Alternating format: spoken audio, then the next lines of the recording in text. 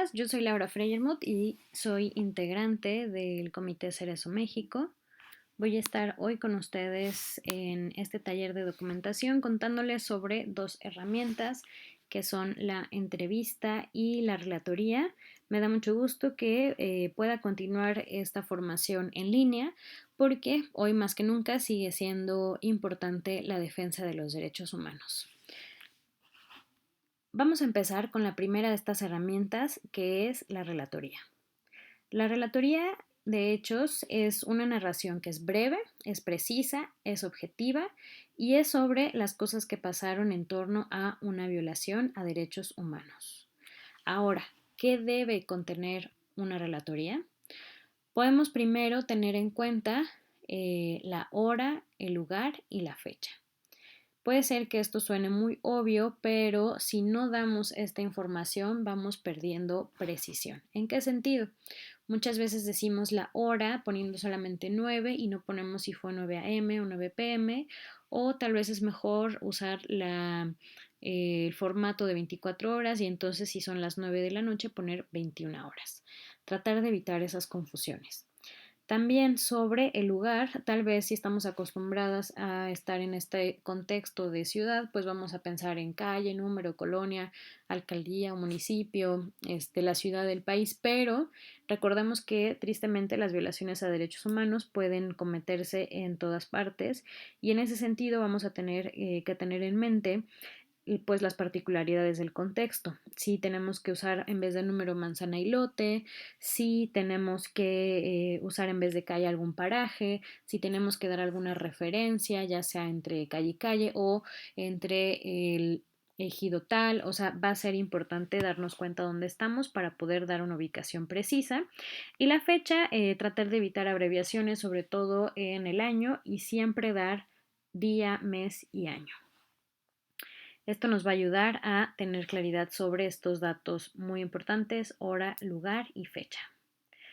También otros datos que debe contener la relatoría es quién o quiénes. Quién o quiénes son las personas que están involucradas, tanto víctimas como perpetradores, y en este sentido va a ser importante mencionar todos los datos que contemos de estas personas, el nombre más completo que podamos tener, la edad, el género, la profesión e incluso si muchas veces no tenemos estos datos va a ser importante dar características físicas, la estatura, el peso, el color de cabello, de ojos, también si tenemos, si estamos hablando de alguna autoridad, pues saber cuál era pues la dependencia o la corporación a la que pertenece, si tiene algún número identificador que podamos hallar, que podamos contar con ese dato, ¿no? También va a ser importante cómo sucedió la violación a derechos humanos y en este caso es muy importante ser, sí, muy descriptivos para contar con todo ese detalle sobre la violación a derechos humanos, pero también muy objetivos. ¿Por qué? Porque como defensores a derechos humanos, la verdad es una de nuestras características que tenemos que cuidar, fortalecer y no poner en riesgo porque si empezamos a tal vez por el coraje, la indignación que nos genera esta violación a derechos humanos que estamos documentando, empezamos a magnificar pues el horror que se vivió y si eso sucede empezamos a perder pues esta credibilidad que nosotros estamos haciendo ante pues la mentira que muchas veces hace el Estado. Ahora, algunas recomendaciones para hacer nuestra relatoría. Va a ser importante que las hagamos lo más pronto posible para no perder los datos importantes. ¿Por qué? Porque a lo mejor en el momento las tenemos muy claras, nos acordamos exactamente de la cara, de la placa, del apodo, pero empieza a bajar la adrenalina, nos confiamos, pasa un día, pasa otro y ya no tenemos esa claridad. Entonces va a ser indispensable que lo más pronto posible tomemos papel y pluma y empecemos a anotar la información que va a ser indispensable para este seguimiento.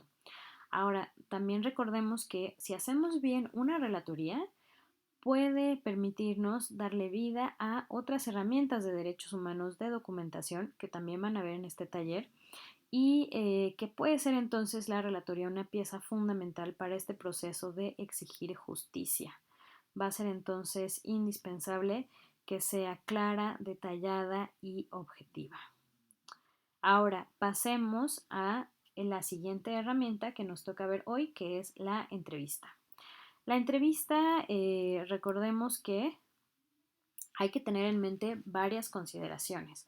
La entrevista es una herramienta que, así como la relatoría, la vamos a ir puliendo mientras más la hagamos. La práctica nos va a enseñar a hacerla y por eso es importante desde la primera vez que la hagamos tener en cuenta estas consideraciones porque nos van a permitir una acción mucho más precisa. Por un lado, debemos recordar que la entrevista puede ser que se la hagamos a la víctima directamente, a sus familiares o a alguna persona que fue testigo de los hechos de la violación a derechos humanos.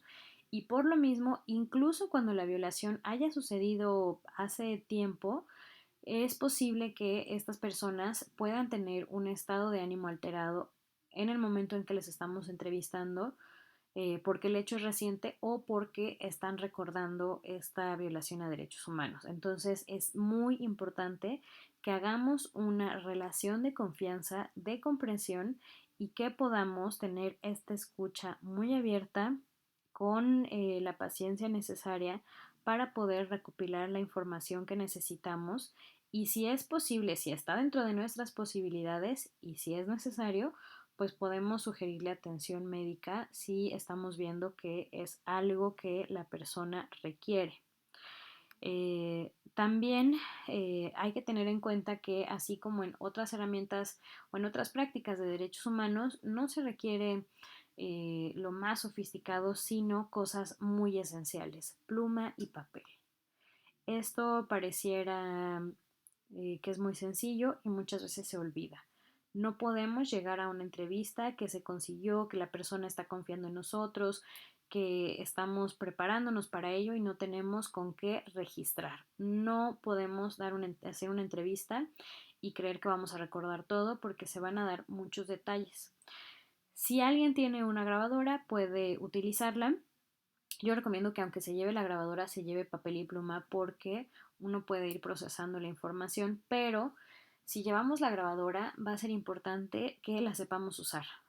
Puede sonar como de broma, pero tal vez nos la prestaron, no nos, o es nuestra y no verificamos antes si tenía espacio, si tenía pila, o si nos la prestaron no conocíamos cómo usarla. Entonces, antes de llevarla a la entrevista, pues haber practicado un poquito su funcionamiento y llevarla lista. Si se fija en la computadora, entonces no es indispensable, pero pues si alguien la tiene puede usarla. Sin embargo, la clave aquí es papel y pluma. Indispensable, lo que sí es indispensable va a ser que tengamos una actitud madura, honesta y neutral. ¿Para qué? Para que podamos para que podamos obtener una declaración precisa y veraz. Así como en la relatoría, no necesitamos una exageración de los hechos, no necesitamos agregar cosas, detalles que no sucedieron. Necesitamos que, siendo la persona que está haciendo la entrevista, podamos recopilar los datos tal cual la persona nos los está diciendo para que su declaración sea precisa y veraz. ¿Por qué? Porque esta declaración puede ser lo que fundamente la denuncia y la haga defendible.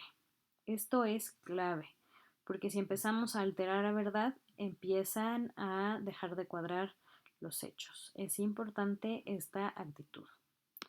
Ahora, también es importante, les voy a poner aquí una ilustración de la luna y las estrellas porque es una forma en que nosotros decimos que pues no hay, te quieren bajar la luna y las estrellas. Eso es algo que nosotros como entrevistadores no podemos hacer con la persona que estamos entrevistando, sea la víctima, sea el familiar, sea el testigo. A lo mejor hay veces en que por el horror que escuchamos, por lo mal que nos hace sentir, queremos decirle que todo va a estar bien, que por habernos dado la entrevista esto se va a solucionar. No, no tenemos que hacer eso. No podemos prometer cosas, situaciones que no vamos a poder cumplir. y tampoco podemos crear falsas expectativas sobre su caso. Sin embargo, y esto es mucho más importante, mucho más significativo, sí podemos invitarle a que haga su denuncia y a que de forma conjunta se vigile el proceso para encontrar una solución y se vayan restituyendo los derechos. Ojo, si estamos haciendo esta documentación como parte de una organización de derechos humanos o una organización, pues claro que podemos invitar a las personas a través de la organización, pues empezar este proceso de exigencia. Ahora, ¿qué tiene una entrevista? Ya vimos todas las consideraciones que son muy importantes para la entrevista, repásenlas y también veamos ahora la batería de preguntas. Tenemos un bloque de preguntas que se refiere a la víctima. Su nombre, lo más completo posible, cuándo nació, la edad, dónde nació, dónde vive actualmente, otra vez como en la relatoría, lo más preciso posible, sin abreviaturas, aunque los nombres de los municipios sean largos, hay que ponerlo completo. Eh, Género, estado civil, cuántos hijos tiene, si hay más personas que dependan de la víctima, a qué se dedica o a qué se dedicaba en el momento de la violación a derechos humanos, detalles que luego no vemos y que son muy importantes, si esta persona se asume o no como indígena, si habla español u otras lenguas, otros idiomas, si tiene alguna religión, si es de una organización, a cuál, el nombre, a qué se dedica esa organización, si sabe leer y escribir, porque todo esto nos va a permitir dimensionar el impacto, la afectación de la violación a derechos humanos, porque empezaremos a ver que tal vez no es solamente sobre la persona, sino sobre la familia, sobre una comunidad, sobre una organización, incluso sobre un grupo de defensores. Tendremos que ir viendo todo esto y no olvidar estos detalles, no dar por hecho que solo el nombre y la edad es suficiente. Ahora, sobre los hechos, las preguntas que se hagan sobre los hechos pues van a depender del tipo de caso, del tipo de violación a derechos humanos. Aquí les voy a mostrar algunas, pero importante que sepan que no siempre son las mismas y que la propia experiencia pues nos va a decir cuáles son necesarias. Por ejemplo, cuando sucedió lo que habíamos visto en la relatoría, ¿no? Día, hora y lugar, otra vez con todo el detalle, qué estaba haciendo la persona cuando sucedió, si se presentó una autoridad, quiénes eran, cómo estaban transportándose, si este transporte o la persona tenían algún número de placas o de identificación, si había algún documento oficial, si le dieron oportunidad de leerlo o se lo leyeron. Aquí, por ejemplo, nosotros en el Comité Cerezo, cuando estamos documentando violaciones al derecho humano a la luz, por ejemplo, veíamos que se bajaban civiles porque eran ya contratistas, pero generalmente siempre bajaban de vehículos blancos que sí tenían un número identificador. Entonces eso es algo que por la experiencia sabemos que es importante preguntar. Otra set de preguntas que pueden ser útiles es qué le dijeron, si hubo una detención arbitraria, qué le dijeron para llevárselo, si la persona reconocería a quién lo agredió, a dónde lo llevaron, cuándo lo dejaron libre, si alguien más vio todo esto que pasó, si logró regresar a su casa y alguien puede dar fe de ello, cómo era el lugar a donde se lo llevaron. Esto también va a ser importante, pero recordemos, depende de cada caso. Nosotros también, por ejemplo, en los casos de defensa al derecho al agua, preguntábamos si este funcionario que a lo mejor llega con la orden de restricción del suministro extorsiona o intenta extorsionar al usuario, ¿no? De la toma. Son cosas que dependen, pero justamente como les digo, la práctica nos dará la pista para generar el set de preguntas a la medida. También hay preguntas que pueden aplicar para todos los casos, como estas, ¿no?